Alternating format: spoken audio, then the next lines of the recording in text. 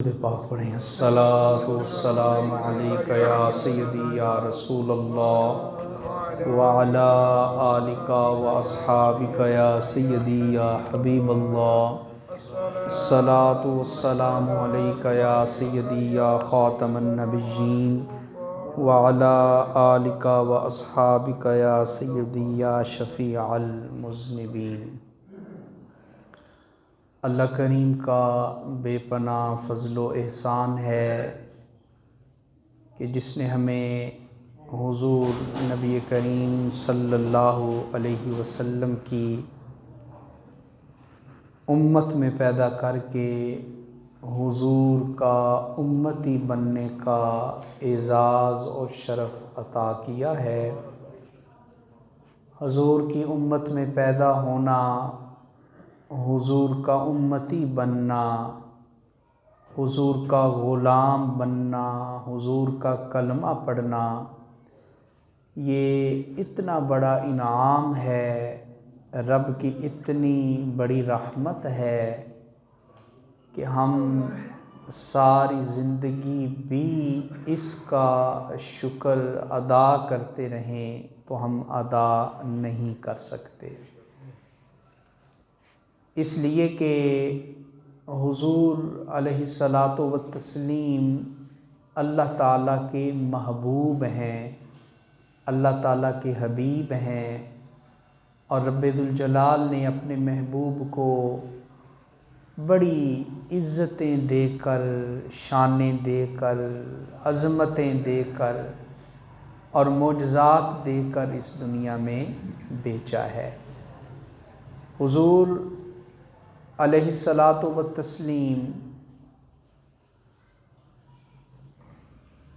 آپ کی جس ادا کو بھی دیکھیں، جس عادت مبارکہ کو دیکھیں، اس میں حسن ہی حسن ہے، جمال ہی جمال ہے، خوبصورتی ہی خوبصورتی ہے۔ اور حضور کی زندگی کتنی مبارک زندگی ہے کہ اس مبارک زندگی کی تعریف قرآن میں خود رب کائنات نے ارشاد فرمائی ہے۔ ویسے کوئی آدمی بڑی اچھی زندگی گزارتا ہو، زندگی کسے کہتے ہیں، سیرت کسے کہتے ہیں کہ اٹھنا بیٹھنا کیسا ہے، کھانا پینا کیسا ہے، چلنا پھرنا کیسا ہے، بول چال کیسی ہے، لوگوں کے ساتھ ڈیلنگ معاملات کیسے ہیں، اسی کا نام زندگی ہے، اسی کا نام سیرت ہے۔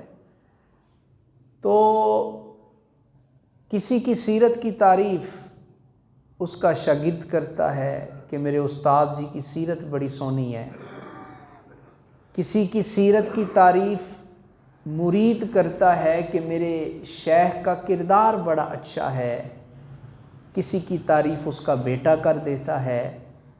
مگر آپ اندازہ لگائیں مدینے والے مصطفیٰ کی صورت اور سیرت کتنی پاکیزہ ہے کہ رب کہہ رہا ہے لَقَدْ كَانَ لَكُمْ فِي رَسُولِ اللَّهِ أُسْوَةٌ حَسَنَةٌ، کہ دنیا میں تو لوگ ایک دوسرے کے حسن کی تعریف کرتے ہیں، ایک دوسرے کی زندگی کی تعریف کرتے ہیں، مگر میرے مصطفیٰ کی زندگی اتنی خوبصورت ہے کہ خود رب قرآن میں حضور کی سیرت کی تعریف فرما رہا ہے۔ تو رب ذوالجلال نے حضور علیہ الصلاۃ والتسلیم کو صورت بھی بے مثال عطا فرمائی ہے اور حضور کو سیرت بھی بے مثال عطا فرمائی ہے۔ یہ جو میں نے جملہ کہا ہے ذرا اس پہ غور کریں کہ یہ کتنا بڑا جملہ ہے حضور کی تعریف میں، اور حضور کی تعریف کا حق تو کوئی ادا ہی نہیں نہ کر سکتا، مگر یہ کتنی بڑی چیز ہے۔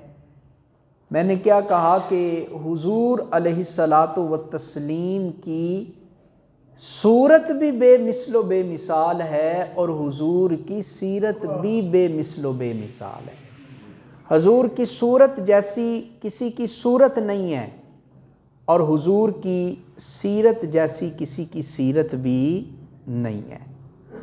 حضور علیہ الصلاۃ والتسلیم کی صورت حضور کی کتنی خوبصورت اور کتنی حسین تھی۔ حضرت ابو ہریرہ رضی اللہ تعالی عنہ، آپ سے کسی نے پوچھا کہ اے ابو ہریرہ، آپ صحابی رسول ہیں، نبی پاک صلی اللہ علیہ وآلہ وسلم کا چہرہ آپ نے دیکھا ہے، حضور کا دیدار کیا ہے، حضور کی زیارت کی ہے، حضور کے قدموں میں آپ حاضر رہتے تھے، تو مجھے ذرا بتائیں کہ حضور کتنے خوبصورت تھے، حضور کا حسن و جمال کیسا تھا؟ تو حضرت ابو ہریرہ کہتے ہیں کل قمری لیلۃ البدری لم ارا قبلہ ولا بعدہ مثلہ، کہتے ہیں کہ کیا پوچھتے ہو حضور کا حسن و جمال کیسا تھا، بس یوں سمجھو کہ جس طرح 14ویں رات کا چاند چمکا کرتا تھا، اسی طرح مصطفیٰ کریم کا چہرہ بھی چمکا کرتا تھا۔ یا رسول اللہ، جس طرح 14ویں رات کا چاند روشن تھا، خوبصورت تھا، منور تھا، چمکتا تھا، اسی طرح رب نے مصطفیٰ کریم کو بھی چمکنے والا چہرہ عطا فرمایا تھا۔ اور جب حضرت ابو ہریرہ نے یہ کہا نا، تو پھر ذہن میں خیال آیا کہ کہیں میں نے حضور کا حسن گھٹا تو نہیں دیا، کہ میں نے کہا کہ حضور کا چہرہ چاند کی طرح روشن تھا، تو چاند تو ایک نوکر ہے نبی پاک کا، چاند کی حضور کے حسن کے سامنے کیا حیثیت ہے؟ تو پھر خود ہی آگے کہتے ہیں لم ارا قبلہ ولا بعدہ مثلہ، بس یوں سمجھو کہ حضور اتنے سونے تھے کہ حضور جیسا سونا چہرہ نہ ہم نے پہلے کبھی دیکھا تھا نہ بعد میں کبھی دیکھا ہے۔ رب نے آپ کو بے مثل حسن عطا فرمایا۔ صحابہ کہتے ہیں کہ جب حضور رات کے وقت مسکراتے تھے، اندھیرا ہوتا تھا، مگر جب آپ مسکراتے تھے تو آپ کے مسکرانے سے ایسی روشنی نکلتی تھی جس سے مکے اور مدینے کی دیواریں بھی روشن ہو جایا کرتی تھی۔ حضور کے دندان موتیوں کی طرح چمکتے تھے، حضور کے رخسار چمکتے تھے، حضور اتنے خوبصورت تھے۔ حضرت عائشہ صدیقہ رضی اللہ تعالی عنہا کہتی ہیں، صحیح ستہ کی کتاب ہے ترمذی، اس میں یہ حدیث موجود ہے۔ حضرت مائی صاحبہ کہتی ہیں کہ رات کا وقت تھا، میں دیے کی روشنی میں کچھ سلائی کر رہی تھی، سلائی کرتے کرتے کیا ہوا کہ میرے ہاتھ سے سوئی نیچے گر جاتی ہے، تو وہ جو دیا تھا اس کی روشنی بڑی تھوڑی تھی، میں نے وہ نیچے کر کے سوئی کو تلاش کیا، مگر مجھے سوئی ملی نہیں ہے، بڑا تلاش کیا مگر سوئی نہیں ملی۔ اتنے میں حضور علیہ الصلاۃ والتسلیم میرے حجرے میں تشریف لے آئے اور کہا کہ اے عائشہ کیا ہوا، رات کے اس اندھیرے میں کیا تلاش کر رہی ہو؟ تو میں نے کہا حضور سوئی گم گئی ہے، وہ تلاش کر رہی ہوں۔ تو حدیث کے لفظ ہیں تبینت العبرۃ من شعاع نور وجہہ، جب حضور نے یہ سنا تو حضور مسکرائے، اور حضرت مائی صاحبہ کہتی ہیں کہ جب حضور مسکرائے تو آپ کے دندان مبارکہ سے نور کی ایک ایسی تیز شعاع نکلتی ہے کہ اس شعاع کی روشنی میں نے اپنی گمی ہوئی سوئی کو تلاش کر لیا تھا۔ حضور کے دندان مبارک سے نکلنے والی شعاع اور حضور کے چہرہ نور سے نکلنے والی شعاع کے اندر میں نے اپنی گمی ہوئی سوئی کو تلاش کر لیا تھا۔ تو حضور علیہ الصلاۃ والتسلیم کا حسن بھی بے مثال ہے اور حضور کی سیرت بھی بے مثال ہے۔ حضور جیسا حسن رب نے اور کسی کو عطا نہیں کیا۔ اعلیٰ حضرت اشاہ امام احمد رضا خان آپ کہتے ہیں کہ وہ کمال حسن حضور ہے کہ گمان نقص جہاں نہیں، یہی پھول خار سے دور ہے، یہی شمع ہے کہ دھواں نہیں۔ اعلیٰ حضرت کہتے ہیں کہ دنیا میں بڑے بڑے حسین لوگ ہوتے ہیں مگر ان میں بھی کوئی نہ کوئی عیب ہو جاتا ہے، کوئی نہ کوئی نقص آ جاتا ہے، کوئی نہ کوئی کمی ہوتی ہے ان کے وجود میں، ان کی باڈی میں، ان کے اعضاء میں، ان کے حسن میں، ان کی خوبصورتی میں۔ اور پھر کہتے ہیں کہ جہاں پہ پھول کھلتا ہے گلاب کا وہاں پہ کانٹا بھی ساتھ ہوتا ہے، مگر کہتے ہیں کہ دنیا والوں کا جو حسن ہے اس میں تو کمی ہو سکتی ہے، اس میں تو عیب ہو سکتا ہے، لیکن رب نے مصطفیٰ کریم کو جو حسن عطا فرمایا ہے بے مثل و بے مثال عطا فرمایا۔ حضور کے حسن میں کوئی عیب نہیں ہے، حضور کے حسن میں کسی حوالے سے کوئی کمی نہیں ہے، اور حضور کا حسن ایسا مہکتا ہوا پھول ہے کہ جس پھول کے آس پاس کوئی کانٹا بھی آپ کو نظر نہیں آئے گا۔ کہتے ہیں وہ کمال حسن حضور ہے کہ گمان نقص جہاں نہیں، وہ کمال حسن حضور ہے کہ گمان نقص جہاں نہیں، یہی پھول خار سے دور ہے، یہی شمع ہے کہ دھواں نہیں، اور بخدا خدا کا یہی ہے در، نہیں اور کوئی مفر مقر، جو یہاں سے ہو وہیں آ کے ہو، جو یہاں نہیں وہ وہاں نہیں۔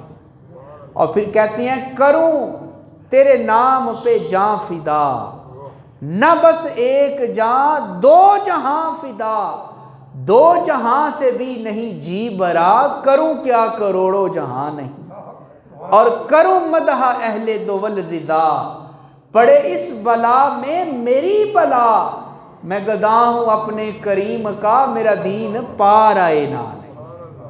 اور پھر آپ کہتے ہیں سرور کہوں کہ مالک و مولا کہوں تجھے، حضور کا حسن، حضور کی عظمت بیان کرتے ہوئے فرماتے ہیں یا رسول اللہ صلی اللہ علیہ وسلم سرور کہوں کہ مالک و مولا کہوں تجھے، باغ خلیل کا گل زیبا کہوں تجھے، اور رضا نے ختم سخن اس پر کر دیا، خالق کا بندہ اور خلق کا آقا کہوں تجھے۔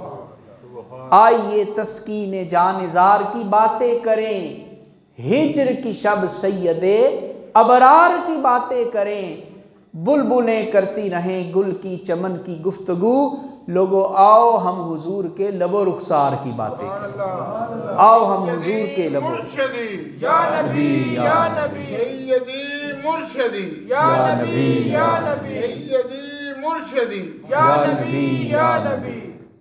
تو میں عرض کر رہا تھا کہ رب نے حضور کو حسن بھی بے مثل عطا فرمایا ہے، اور حضور کو سیرت بھی بے مثل عطا فرمائی ہے۔ حضور کی سیرت کے بارے میں پچھلے جمعے بھی ہم نے کچھ باتیں کی، آج بھی کچھ باتیں اسی موضوع کو آگے بڑھاتے ہیں۔ اللہ تعالیٰ نے حضور کو جو سیرت عطا کی ہے، حضور کی سیرت نے آ کر دنیا میں ایک انقلاب پیدا کر دیا ہے۔ حضور نے آ کر دنیا والوں کو زندگی گزارنے کا ڈھب سکھایا ہے، زندگی گزارنے کا سلیقہ سکھایا ہے۔ حضور کی آمد سے پہلے زندگی میں رونق نہیں تھی، زندگی میں چمک نہیں تھی، سکون نہیں تھا، اطمینان نہیں تھا۔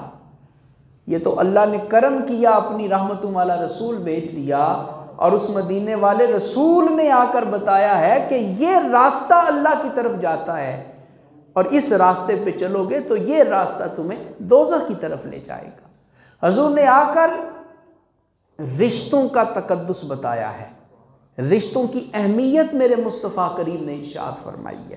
آپ سنتے ہیں علماء سے کہ ماں کی کیا قدر و منزلت تھی حضور کے آنے سے پہلے، اور بالخصوص عرب میں کیا ہوتا تھا کہ ماں بوڑھی ہوتی تھی، بیٹا گھر سے نکال دیتا تھا، کہتا تھا کہ میں تیرا بوجھ نہیں اٹھا سکتا، جا کسی کے گھر جا کے کام کر لے، محنت کر لے، میں تجھے اپنے گھر میں نہیں رکھ سکتا۔ کوئی وقار نہیں ماں کا، کوئی عزت نہیں، کوئی منزلت نہیں، کوئی مرتبہ نہیں۔ ماں کو ایک فالتو چیز سمجھ لیا، ناکارہ چیز سمجھ لیا، ماں کو کباڑ کا مال سمجھ لیا کہ پرانا ہوا تو پھینک دیا کسی کونے خدرے میں۔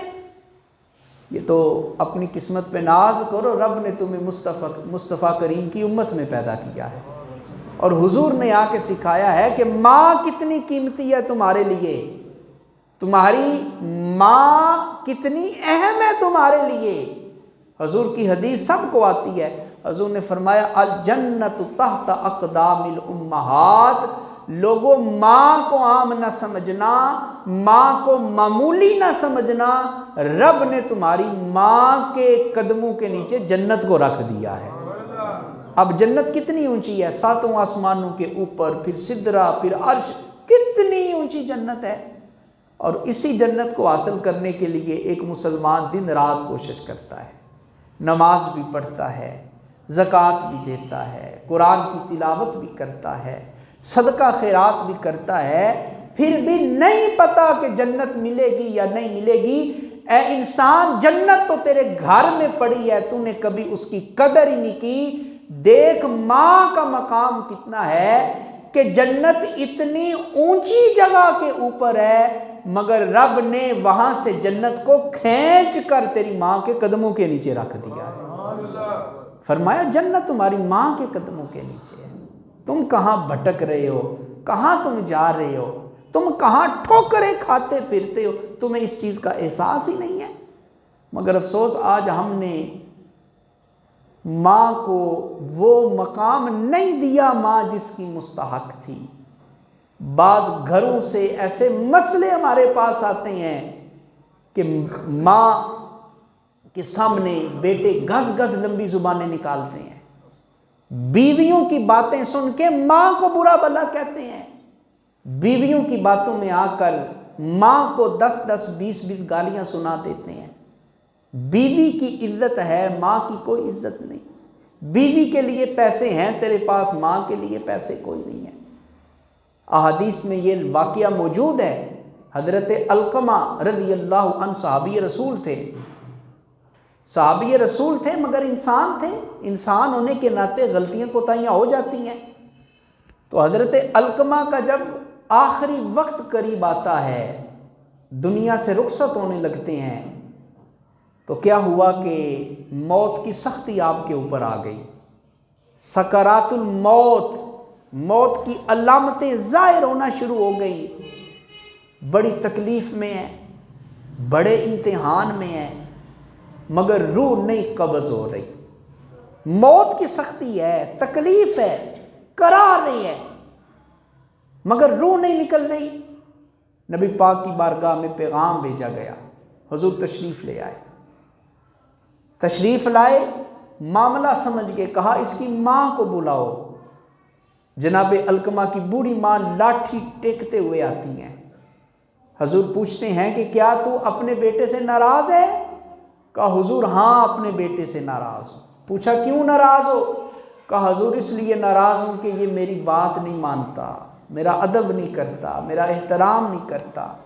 چھوٹا سا تھا تو اس کا باپ مر گیا، میں نے اس کے لیے دوسری شادی نہیں کی، اس کے لیے میں نے محنت کی اور اسے پال پوس کے جوان کیا، اور جب میں نے اس کا نکاح کر دیا تو اب میری سنتا ہی نہیں ہے، میری بات ہی نہیں سنتا، بات بات پہ ٹوکتا ہے، جگڑتا ہے، برا بھلا کہتا ہے۔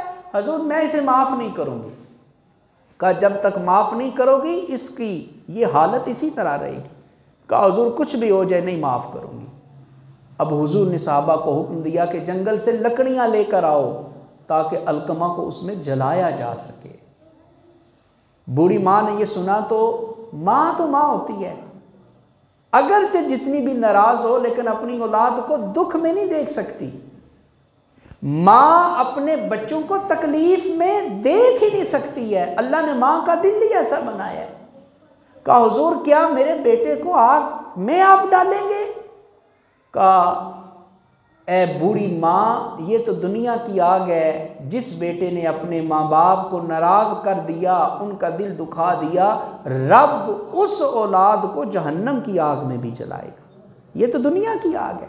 کہا اچھا میرا بیٹا آگ میں جلے گا؟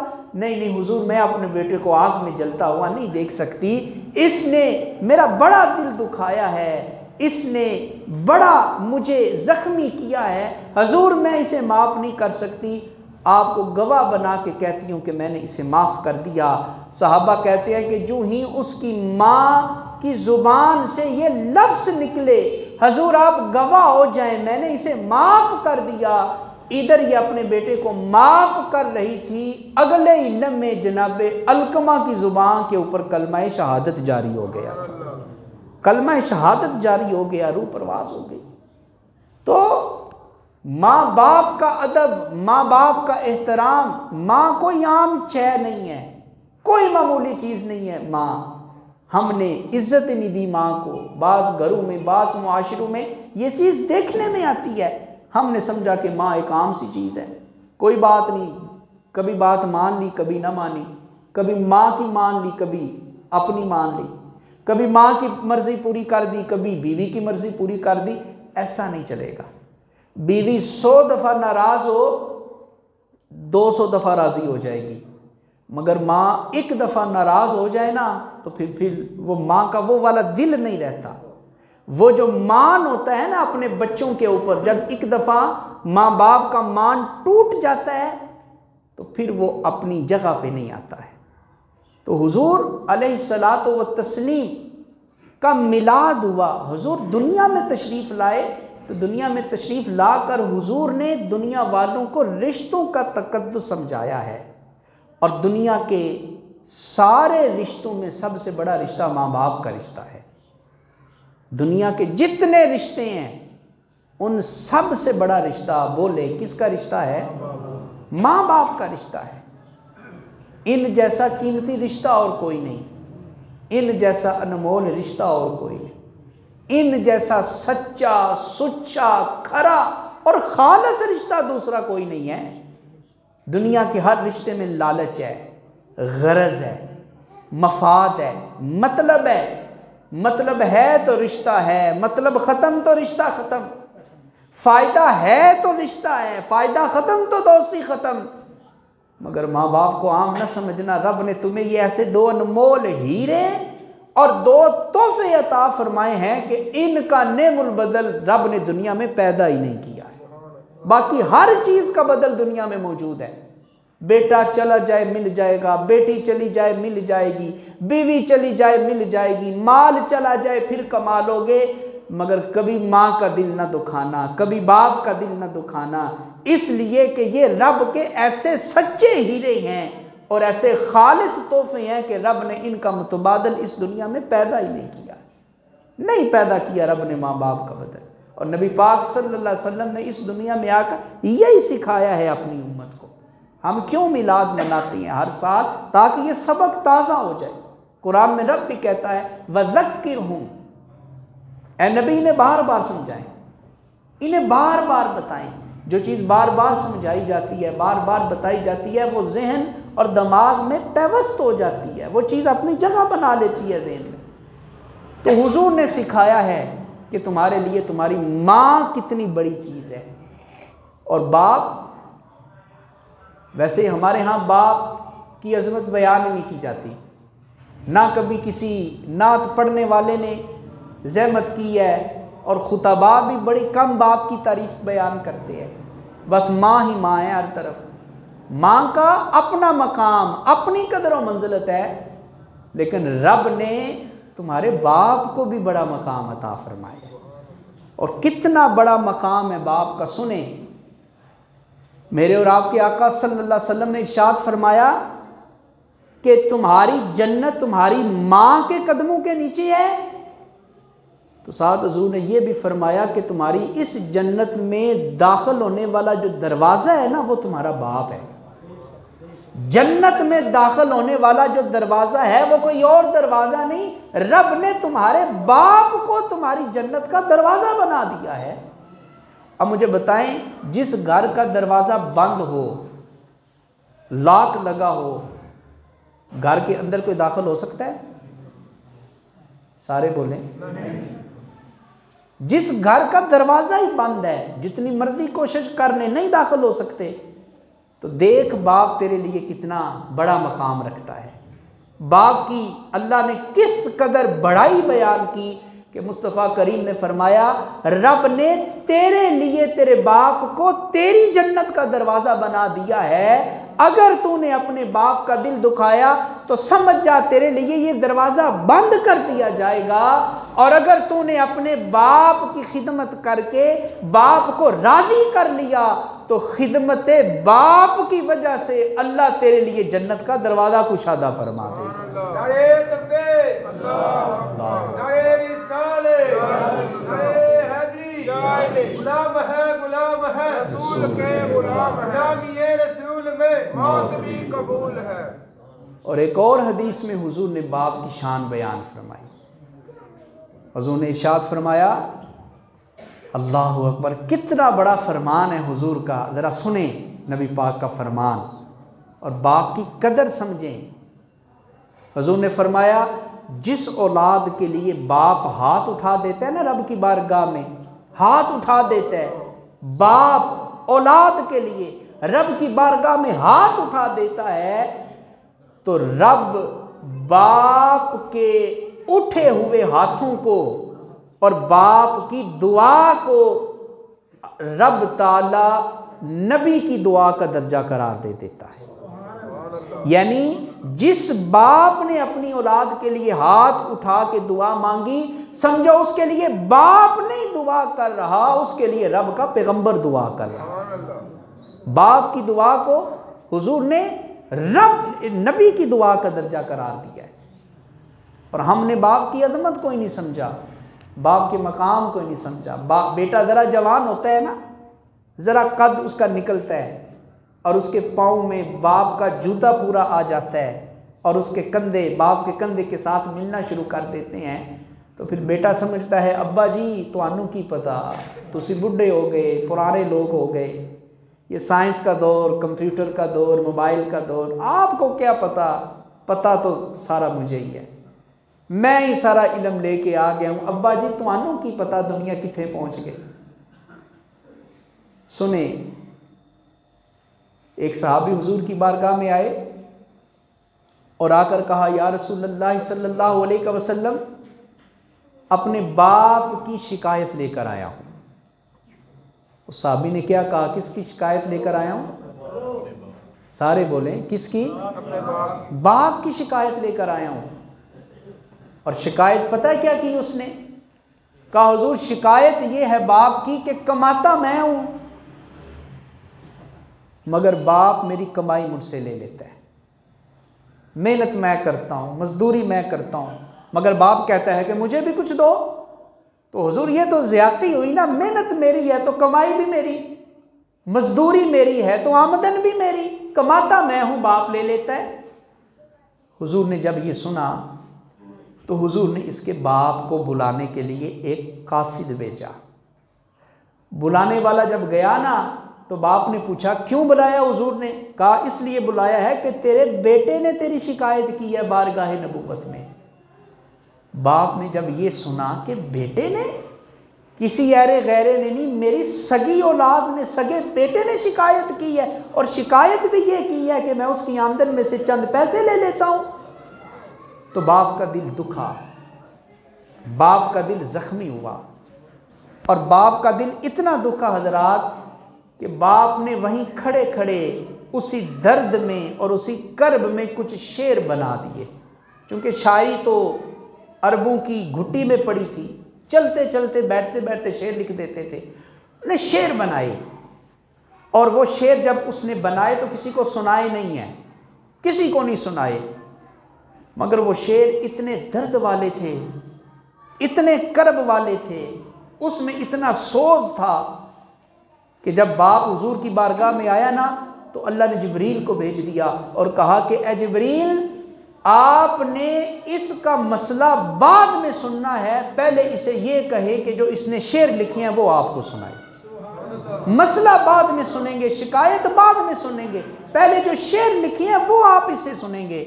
آپ غور کریں ان شعروں میں کتنا درد ہوگا، کتنا درد ہوگا کہ باپ نے کسی اور کو نہیں سنائے، رب کہہ رہے اے پیارے حبیب اس سے کہیں کہ آپ کو وہ شعر سنائے، اور پھر باپ نے جو شعر، وہ عربی میں بڑی لمبی نظم ہے، مگر اس کا ترجمہ 2-4 جملوں میں میں آپ کی خدمت میں عرض کرتا ہوں، غور سے سنیے گا اور پھر باپ کی قدر کو سمجھیے گا۔ وہ لکھتا ہے، حضور جب مجھے پتا چلا کہ میرے بیٹے نے میری شکایت کی ہے کہ میں اس کی آمدن میں سے کچھ پیسے لے لیتا ہوں، تو حضور میرا دل دکھا، اتنا دل دکھا کہ میرا دل پاش پاش ہو گیا، میرے دل کے ٹکڑے ٹکڑے ہو گئے، اور مجھے اس کا وہ وقت یاد آیا کہ جب یہ اپنی ماں کے پیٹ میں آیا تھا، ہم نے تو اسی وقت اس کی دیکھ بھال شروع کر دی تھی، اور اس کی ماں تو ٹھیک طریقے سے سو بھی نہیں پاتی تھی کہ کروٹ بدلتے ہوئے کہیں یہ میرا بچہ میرے نیچے ہی نہ آ کے مر جائے۔ ہم نے تو دنیا میں آنے سے پہلے اس کی دیکھ بھال شروع کر دی، اور جس دن یہ دنیا میں آیا اس دن ہم نے اپنے لیے جینا چھوڑ دیا، اپنے اس بیٹے کے لیے جینا شروع کر دیا۔ ہم نے اپنی پسند کو ختم کر کے اپنے بیٹے کی پسند پہ عمل کرنا شروع کر دیا۔ ہم نے اپنی مرضی چھوڑ دی، اپنی خواہشات چھوڑ دی، اور اپنے بیٹے کی مرضی، بیٹے کی خواہشات کو پورا کرنا شروع کر دیا۔ حضور یہ بیٹھتا تھا تو اس کی گردن لڑک جاتی تھی، بچپن تھا، ہم میاں بیوی نے اس کی گردن سیدھی کر کر کے اسے بٹھانا سکھایا۔ اسے چلنا بھی نہیں آتا تھا، میں نے انگلی پکڑ کے اسے چلنا سکھایا۔ اسے بولنا نہیں آتا تھا، میں نے محنت کر کر کے اسے بولنا سکھایا۔ اور اس کے دانت بھی نہیں تھے، میں غذا نرم کر کر کے اس کے منہ میں ڈالتا رہا۔ اور حضور میں نے تو اس کے لیے اتنی محنت کی ہے کہ میں نے اپنی ہڈیوں کا گودا نکال کر اس کے جسم میں داخل کیا ہے۔ ذرا تڑپ دیکھیں ایک باپ کی، حضور میں نے اپنی ہڈیوں کا گودا نکال کر اس کے وجود میں داخل کیا ہے۔ اور حضور پھر ایک وقت ایسا آیا کہ میری کمر ٹیڑھی ہو گئی اور میرے بچے کی کمر سیدھی ہو گئی، میں بوڑھا ہو گیا اور میرا بچہ جوان ہو گیا، میری ٹانگیں کمزور ہو گئیں اور میرے بیٹے کی ٹانگیں مضبوط ہو گئیں، میرے جسم میں توانائی ختم ہونے لگی اور میرے بیٹے کے جسم میں توانائی آنا شروع ہو گئی، حتیٰ کہ میں بوڑھا ہو گیا، میرا بیٹا جوان ہو گیا۔ اور جب یہ جوان ہوا تو میں نے سکھ کا سانس لیا کہ ساری زندگی محنت کی ہے، اب بڑھاپے کے 4 دن آرام سے گزاروں گا، سکون سے گزاروں گا، محنت نہیں کرنا پڑے گی، مزدوری نہیں کرنا پڑے گی، بیٹا جوان ہو گیا، اتنی محنت کی اس کے لیے، یہ میری خدمت کرے گا، اور حضور اسی لیے چند پیسے اس سے مانگ لیتا ہوں۔ اور اس سے یہ بھی برداشت نہیں ہوا، آپ کی شکایت، آپ کے سامنے شکایت اس نے آ کے لگا دی۔ صحابہ کہتے ہیں جب اس کے شعر ختم ہوئے تو وہ باپ اتنا زیادہ رو رہا تھا کہ روتے روتے اس کی پورے کپڑے اور پورا لباس گیلا ہو چکا تھا۔ اور جب ہم نے حضور کی طرف دیکھا تو حضور کی چشمان مقدس سے بھی آنسو نکل رہے تھے، حضور بھی رو رہے تھے، اور باپ کی یہ گفتگو سن کے حضور جلال میں آ گئے، حضور غصے میں آ گئے، اور حضور نے اس بیٹے سے کہا کہ تو میری بارگاہ سے نکل جا، یہاں سے باہر چلا جا۔ اور پھر حضور نے باپ کی اہمیت بتاتے ہوئے ایک حدیث ارشاد فرمائی۔ حضور نے فرمایا انت ومالک لابیک، لوگو غور سے سننا، تم بھی سر سے لے کے پاؤں تک اپنے باپ کے ہو، اور تمہارا سارا مال بھی تمہارے باپ کا ہے۔ تم بھی اپنے باپ کی ملکیت میں ہو اور تمہارا سارا مال بھی تمہاری باپ کی ملکیت میں ہے۔ اور اسی سے محدثین نے یہ مسئلہ نکالا ہے کہ اگر باپ اپنے بیٹے کو یہ کہے کہ مہینے بعد ساری تنخواہ میرے ہاتھ پہ رکھو اور ساری آمدن مجھے دو، تو بیٹے کے اوپر فرض ہے کہ وہ باپ کا حکم مانے، وہ چوں چرا نہیں کر سکتا، اس لیے کہ حضور نے فرما دیا تم بھی اپنے باپ کے ہو اور تمہارا مال بھی کس کا ہے؟ تمہارے، سارے بولے کس کا؟ تمہارے باپ کا ہے۔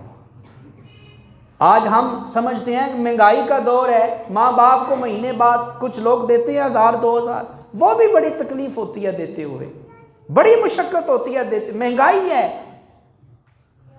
بچوں کے سوٹ آ رہے ہیں، باپ کو سال کے بعد لا کے دے دیا، بیوی کے سوٹ آ رہے ہیں ہر دوسرے تیسرے مہینے، ماں کا پتہ ہی نہیں ہے۔ بیوی کو ناراض نہیں کرتے لوگ، ماں کو ناراض کر دیتے ہیں، ماں جی ہے نا، اور بیوی کو سوٹ بھی لا کے دینا ہے تو ساتھ لے کے جانا ہے، 10 دکانیں پھرنی ہیں، 50 تھان دیکھنے ہیں، پھر میم صاحبہ کو کوئی سوٹ پسند آئے گا۔ اور ماں کی کیفیت کیا ہے؟ ساتھ لے جانا تو دور کی بات، بس بازار سے خود گئے، سوٹ لیا اور لا کے ماں جی کو دے دیا۔ بھائی سوچ تو صحیح، جب تو چھوٹا تھا تو تیری ماں تجھے بازار لے کے جاتی تھی اور تو کہتا تھا یہ نہیں یہ لینا ہے، باپ وہی لے کے دیتا تھا۔ تو 10 دکانوں پہ پھرتا تھا، 10 جوتوں کے جوڑے تو پہنتا تھا، پھر کبھی تمہیں پسند آتا تھا۔